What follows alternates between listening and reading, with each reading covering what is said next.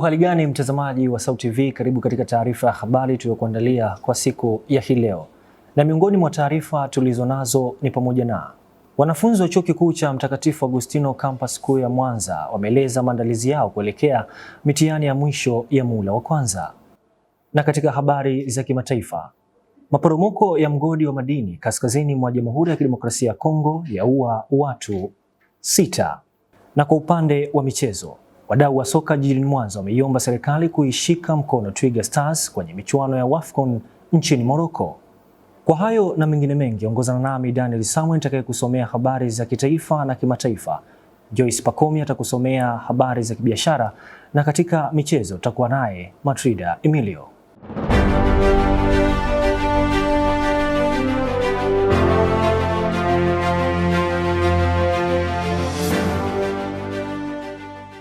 Tukianzia hapa jijini Mwanza, baadhi ya wanafunzi wa Chuo Kikuu cha Mtakatifu Agustino Campus Kuu ya Mwanza wamesema wamejipanga vyema kuelekea kwenye mitihani ya kumaliza muhula wa kwanza na kuahidi kuzingatia vigezo vyote vinavyoweza kuhitajika ili kuweza kufanya mitihani hiyo. Wakizungumza na SAUT TV Habari, wanafunzi hao wamewaasa wanafunzi wengine kulipa ada mapema ili waweze kufanya mitihani yao.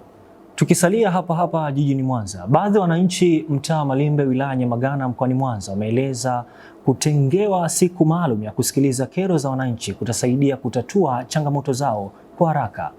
Wakizungumza na SAUT TV Habari baada ya tamko la Waziri wa Nchi, Ofisi ya Waziri Mkuu, Tawala za Mikoa na Serikali za Mitaa TAMISEMI, Profesa Riziki Shemdoe kuwataka viongozi wa mkoa kutenga siku maalum kusikiliza kero mbalimbali za wananchi. Mwanahabari wetu Anita Sindatu ameandaa kwa kina undana taarifa hizo.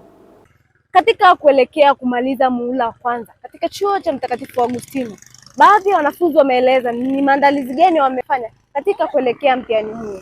Nimeweza kufanya revision mbalimbali, pia kulipa ada, nimehakikisha ada nimelipa kwa wakati na kutimiza vigezo vyote kwa ajili ya kuingia kwenye mtihani. Kwanza kabisa nimejiandaa kwa kusoma kwa bidii, kurudia leo tulikuwa tunafundishwa na mwalimu mwanzoni vile ili niweze kuyakava yote. Pili, napitia past papers ambazo wenzetu wameshakusha kufanya, hivyo tunaweza kuangalia mifumo ya maswali yanavyotoka. Tukisalia hapa nchini, Waziri wa Nchi, Ofisi ya Waziri Mkuu, Tawala za Mikoa na Serikali za Mitaa TAMISEMI, Profesa Riziki Shemdoe ametaka kutengwa kwa siku maalum za kusikiliza kero za wananchi. Na hawa ni baadhi ya wananchi katika mtaa wa Malimbe wakitoa maoni yao juu ya kauli ya Profesa Riziki Shemdoe. Kwa majina naitwa Elisha Tumwesiga, mkazi wa Mwanza. Kwa maoni yangu, ukitengwa muda kusikiliza kero za wananchi itasaidia kupunguza muda wa kusubiri viongozi kuja kutatua kero za wananchi. Kwa majina anaitwa Elizabeth Michael. Mimi ni mkazi wa mtaa wa Silvini hapa Nyamarango. Kwa upande wangu, maoni yangu, naona hilo jambo ni zuri, maana itatusaidia sisi wananchi. Kero zetu zitakuwa zinafika haraka. Tofauti na hapo mwanzo msubiri mpaka viongozi watembelee sehemu husika ndio mtoe maoni yenu.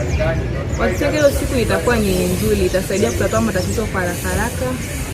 Kitokea tengo siku maalum kwa ajili ya kusikiliza kero za wananchi, kimsingi itasaidia sababu kunakuwa na kila mwananchi atafahamu siku ambayo ni rasmi kumkuta kiongozi wake wa serikali ya mtaa na nafasi zingine zinazoendelea. Kuliko sasa hivi unakuwa unabahatisha sababu hujui nitamkuta au sitamkuta. Lakini siku kitengo maalum, maana yake kutoka nyumbani unaamini leo kiongozi wangu aidha mkuu wa wilaya ama mkurugenzi ni siku yake maalum, atakuwa ofisini muda wote kwa ajili ya kusikiliza wananchi na watu wengine wote. Kwa hiyo ni vyema ingetengwe ili iweze kuwasaidia wananchi kupunguza usumbufu. Mimi ni Anita Sindatu wa SAUT TV. Shukrani sana Anita Sindatu kwa taarifa hizo. Wakazi wa mtaa Malimbe wilaya Nyamagana jijini Mwanza wameeleza kuwa utupaji taka ovyo bila mfumo madhubuti ya ukusanyaji imekuwa changamoto katika eneo hilo na kuleta athari kwenye mazingira, ikiwa ni pamoja na kusababisha magonjwa ya mlipuko. Wakizungumza na SAUT TV Habari, wameongeza kuwa utunzaji wa mazingira ni wajibu wa kila mmoja katika jamii. Mwanahabari wetu Victoria Lupamba ametuandalia undani wa taarifa hiyo. Utupaji taka hovyo katika maeneo yasiyo rasmi umekuwa changamoto katika maeneo mengi, na leo nikiwa katika mtaa wa Malimbe, wananchi wameeleza namna ambavyo utupaji taka hovyo umekuwa kero kwao. Kwa mazingira haya yetu tunasikitika sana, watu wanamwaga taka ovyo, yaani sehemu ambazo sio sahihi. Tunapata shida, harufu zinaingia mpaka ndani, yaani mpaka watoto wanalalamika. Kwa kweli huu mtaa wetu una changamoto. Wanaafya wakija wanatulalamikia sisi tunaotupa taka ovyo, lakini wanatupa watu ambao hawajulikani, wanatoa majumbani kwao mbali, wanakuja kumwaga sehemu yetu. Taka zimekuwa zinatupwa ovyo na sehemu ambayo haistahili. Kwa hiyo na ina asili kwa wananchi, maana taka mvua inaponyesha inachukua zile taka inapeleka kwenye mkondo wa maji ambao ni maji ambao tunatumia sisi wananchi. Kwa hiyo na inatupa kama vile ni hasara sisi kwa binadamu. Kwa hiyo viongozi watakiwa wasimame, watafute sehemu husika ya kuweza kupeleka zile taka. Kwa upande wake mwenyekiti wa mtaa huo ameeleza sababu ambazo zinapelekea watu kutupa taka hovyo, lakini ametoa pia hatua ambazo wamechukua kama serikali kwa ajili ya kuondokana na changamoto hiyo. Bado hatujapata mkandarasi wa kuzoa taka, kwa sababu anasema mtu binafsi anatakiwa achukue kandarasi na atumie EFD mashine. Sasa wengi ambao wanaletwa wanashindwa, matokeo yake ndio kuzagaa kwa taka katika mtaa wetu wa Malimbe. Na taka nyingi zinazagaa kwa sababu tuna wanachuo wengi ambao wakati mwingine hizi taka wanashindwa kuzihifadhi vizuri, kutegemea na maeneo ambayo wanaishi. Maeneo mengine unakuta ni finyu.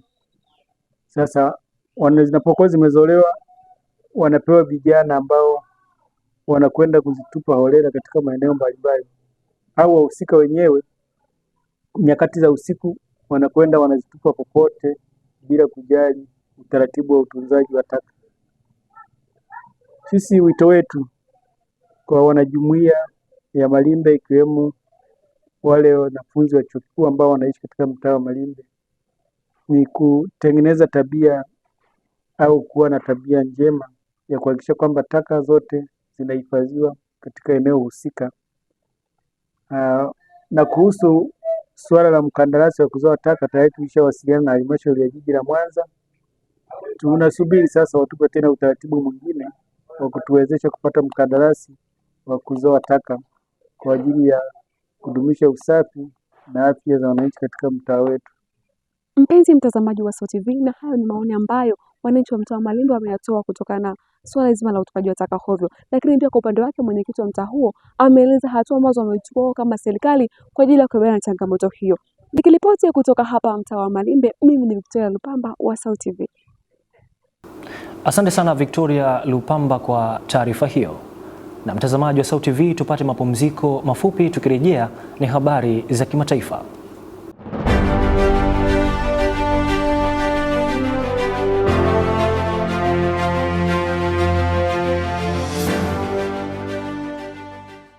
Karibu tena mtazamaji wa SAUT TV, ni wasaa kutazama yaliyojili nje ya mipaka ya Tanzania. Tukianzia hapa Afrika, watu 6 wamefariki dunia baada ya shimo la mgodi wa madini ya coltan kuporomoka katika eneo la Rubaya, mkoa wa Kivu Kaskazini mwa Jamhuri ya Kidemokrasia ya Kongo. Ajali hiyo imesababisha vifo vya wachimbaji 6 na kujeruhi wengine kadhaa.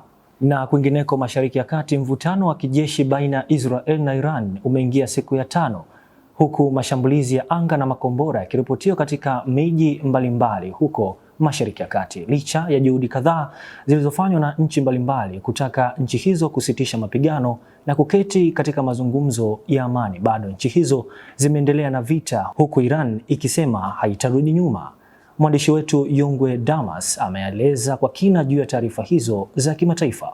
Operesheni hiyo ilianza tarehe 28 Februari na kukamilika leo Machi 4, ambapo wanajeshi wa African Union Support and Stabilization Mission in Somalia kwa kushirikiana na jeshi la taifa la Somalia waliendesha mashambulizi ya pamoja. Maafisa wa kijeshi wanasema lengo kuu lilikuwa ni kuvunja mtandao wa Al-Shabaab uliokuwa ukitumia miji hiyo kama vituo vya kupanga mashambulizi na kukusanya mapato haramu. Mji wa Dar es Salaam na Mubarak iliyoko katika eneo la Lower Shabaab imekuwa ikitajwa kuwa ngome muhimu ya wapiganaji hao kwa muda mrefu. Serikali ya Somalia imesema operesheni hiyo ni sehemu ya mkakati mpana wa kuimarisha usalama wa raia na kurejesha udhibiti kamili wa maeneo yaliyokuwa chini ya ushawishi wa kundi hilo. Na huko nchini Kongo, watu 6 wamefariki dunia baada ya shimo la mgodi kuporomoka. Tukio hilo limetokea mapema asubuhi wakati wachimbaji wakiwa kazini katika mgodi uliopo Rubaya, karibu kilomita 70 kutoka mji wa Goma. Taarifa za awali zinaeleza kuwa miundombinu dhaifu pamoja na mvua kubwa zinazotajwa kuwa chanzo cha maporomoko kwa shimo hilo. Waathirika walikuwa wachimbaji wadogo wanaofanya kazi katika mazingira hatarishi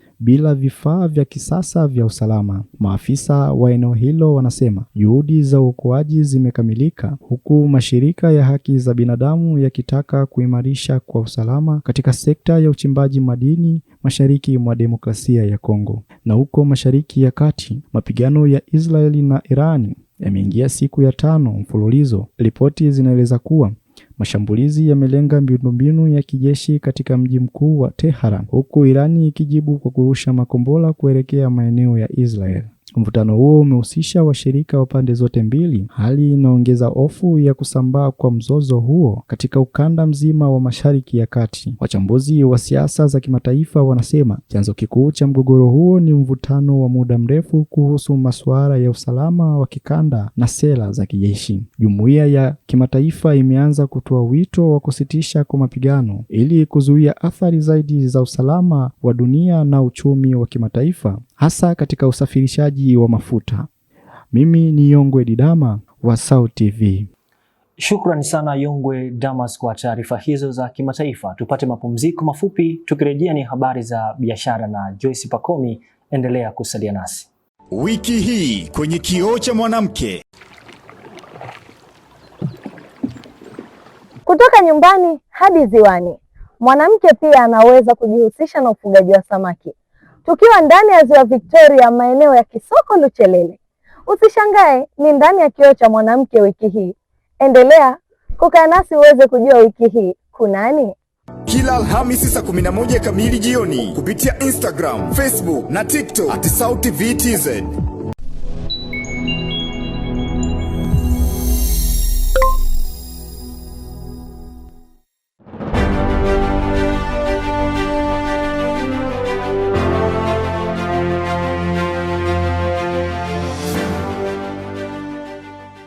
Karibu mtazamaji wa SAUT TV na sasa ni habari za biashara. Jina langu ni Joyce Pakomi.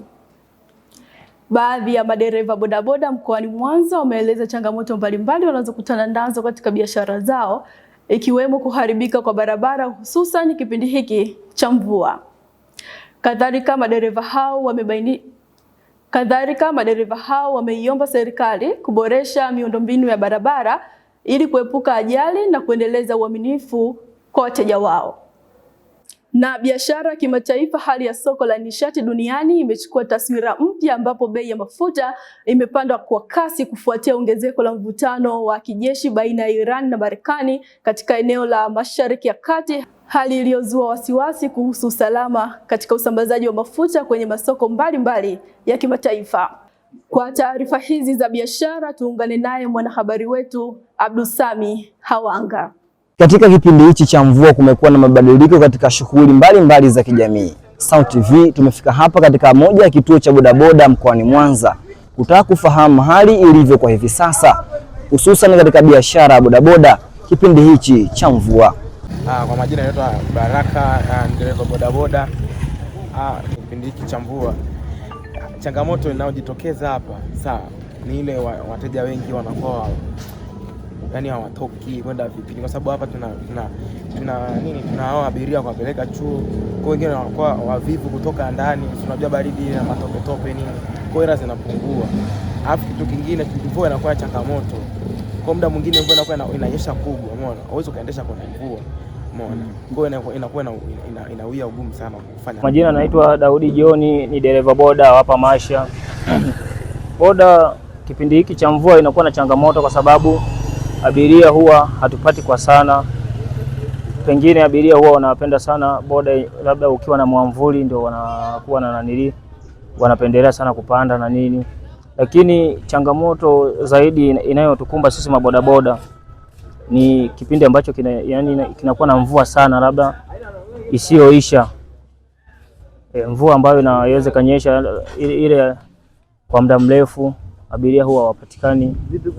Ubovu wa barabara upelekea pia kuharibika kwa pikipiki sana, ambapo muda mwingi huku Masha barabara zetu ni mbovu sehemu kubwa sana, kunakuwa na makorongo mengi na madimbu ya maji.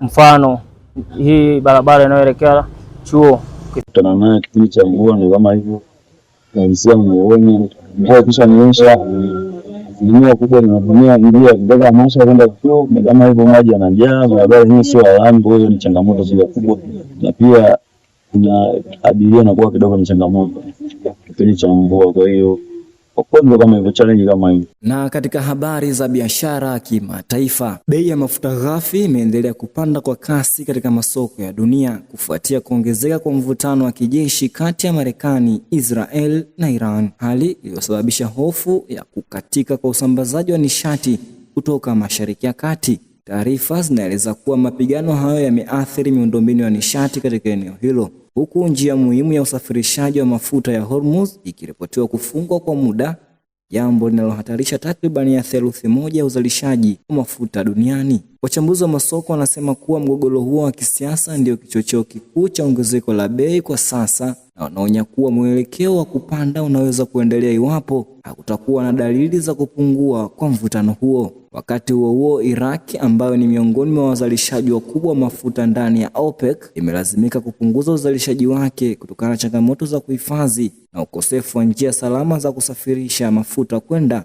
katika masoko ya kimataifa. Kwa upande mwingine, Rais wa Marekani Donald Trump amesema jeshi la wanamaji la nchi hiyo linaweza kuanza kusindikiza meli za mafuta katika eneo la Ghuba ili kuhakikisha usalama wa biashara ya kimataifa. Ingawa wachambuzi wanasema hatua hiyo inaweza kuchukua muda kutekelezwa kikamilifu.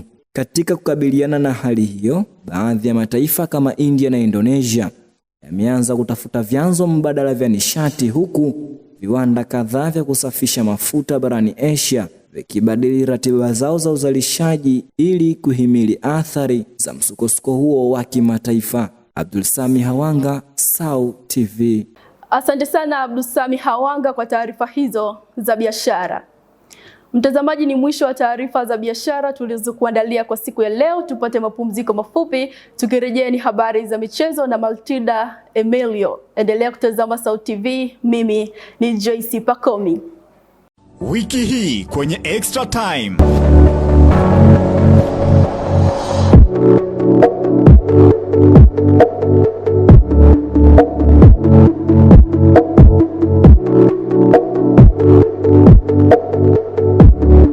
Mara baada ya kutamatika kwa michuano ya AFCON nchini Morocco na mwisho siku Senegal kuibuka na ushindi, sasa kituo kinachofuata ni Afrika Mashariki, na huku tunaenda kumuona Tanzania, Uganda na Kenya ndio wakuu waandaaji katika mashindano ya mwaka 2027. Lakini swali linabaki, je, miundombinu iliyopo katika mataifa hayo inaweza kumudu mashindano hayo na itakuwa tayari kupokea mashindano hayo? Na kama imudu, nini kifanyike? Wiki hii kwenye Extra Time utalipata hili kwa kina. Usipange kosa SAUT TV.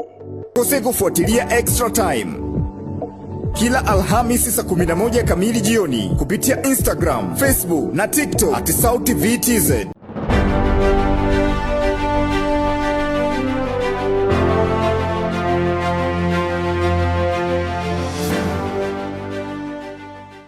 Uhali gani mwanamichezo mwenzangu, karibu katika habari za michezo. Jina langu ni Matilda Emilio.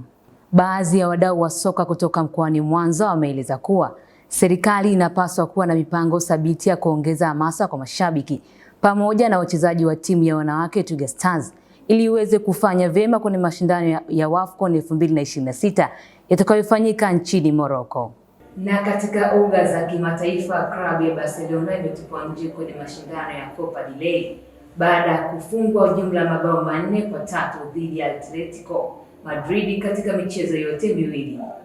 Kuelekea michuano ya AFCON 2026 ambapo timu ya taifa ya Tanzania Twiga Stars inakwenda kushiriki mashindano hayo. Tumefika hapa mkoani Mwanza ambapo wadau mbalimbali wameweza kuzungumza kile ambacho kinapaswa kufanyika kwa ajili ya kufanikisha timu hiyo inafanya vyema kwenye mashindano hayo. Tuwasikie wadau wa soka kutoka hapa Mwanza kile ambacho wameweza kukizungumza. Kwa upande wangu mimi nilikuwa naomba serikali iongeze support ili Twiga Stars iweze kufanya vizuri. Pia kwa mchezaji mmoja mmoja wajitume, yani wacheze kadri, yani watumie nguvu zao zote ili kwa ajili ya kuwakilisha Tanzania vizuri. Serikali inabidi kwanza iongeze juhudi, kwa mfano kama yani kushikamana pia na wachezaji, kwa sababu wenyewe wanakumbana na changamoto nyingi. Alafu yani wao kama inabidi kwanza na umoja ambao yani wakishikamana wanaweza kufanya vizuri zaidi. Jambo la kwanza, Bakari Shime aweze kufanya maandalizi ndani ya kiwanja. Kwa maana ipi? Kuweza kuandaa wachezaji watakaoenda kutumika kwenye mashindano hayo kuwa timamu kiakili na kimwili kuelekea kwenye mashindano husika. Pili, nje ya uwanja, Wizara ya Michezo kutoa hamasa kwa wachezaji, mashabiki kuelekea mchezo husika. Kama tulivyosikia, wamezungumza mengi wadau wa soka kutoka hapa Mwanza, haswa wakitaka serikali kuhakikisha inatoa hamasa kutosha ili kutia nguvu kwa timu hiyo ya Twiga Stars kunako mashindano hayo. Na kimataifa, tukianzia barani Afrika, ikiwa ni mwendelezo wa kombe la Algeria kunako hatua ya robo finali, klabu ya CR Belouizdad imeshinda mabao 3-2 dhidi ya MC Alger na kufuzu katika hatua ya nusu finali. Ushindi huo wameupata katika muda wa ziada baada ya dakika 90 kutoshana nguvu kwa mabao 2-2. Kwingineko barani Ulaya, klabu ya Barcelona imeaga mashindano ya Copa del Rey licha ya kuibuka kwa ushindi wa mabao 3 kwenye mchezo wa jana dhidi ya Atletico Madrid. Lakini ikumbukwe kuwa matokeo ya mchezo wa awali ambapo Barcelona walipoteza kwa mabao 4-0, matokeo hayo ndio yameamua kutolewa kwa klabu hiyo, kwani matokeo ya jumla ni mabao 4-3. Mimi ni Haji Hassan wa Sauti TV. Asante sana Matrida Emilio kwa taarifa hizo za michezo. Mtazamaji, taarifa hizo za michezo zinatamatisha taarifa ya habari kwa siku ya hii leo, lakini kabla ya kumaliza taarifa ya habari tupate tena muktasari wake. Wanafunzi wa Chuo Kikuu cha Mtakatifu Agustino Campus Kuu ya Mwanza wameeleza maandalizi yao kuelekea mitihani ya mwisho ya muhula wa kwanza. Na katika habari za kimataifa, maporomoko ya mgodi wa madini kaskazini mwa Jamhuri ya Kidemokrasia ya Kongo yaua watu 6.